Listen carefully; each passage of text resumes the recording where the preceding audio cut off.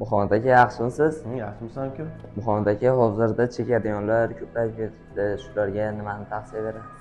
Sigaret va nosni tashlash uchun men quyidagi narsani aytaman. Kel yaqinroq. Buni nomi qalampir monchoq, gvazdika ham deyiladi. Bu xalq orasida juda keng tarqalgan, buni foydali xususiyatlari juda ko'p. Birinchi foydali xususiyati, og'iz bo'shlig'ida stomatit chiqsa, ushbuni olasiz, 2 donasini yaxshilab chaynaysiz, achchig'i chiqqandan keyin ilitilgan dog' suvda olib, og'izda g'arg'ara qilgan holda yutasiz. Bir kunda bir mahal, 3 kun stomatit yo'qoladi. Sigaret, nos yoki shu kabi narsalar, tamaki mahsulotlari xumor qilganda bundan 4 dona olinadi.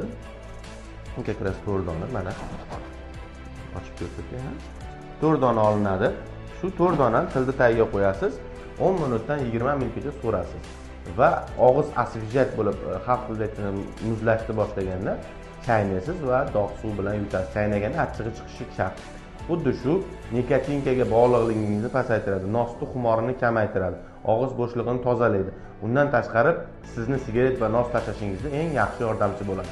Qalampir munchoqning tabiatiy xususiyatlari quyidagicha: me'da qurt gijjada yaxshi ta'sir qiladi, immunitet ko'tarishda, oshqozon-ichak hazm sistemasining faoliyatini yaxshilashda, asablarni tinchlantirishda, undan tashqari qonni suyultirishda va bolani semirtirishda ham juda samarali vosita. Ushbu video manfaatli bo'lsa, kanalga obuna bo'ling va nos chekadigan, sigaret chekadigan birodaringizni shu videoni yuborib qo'ying.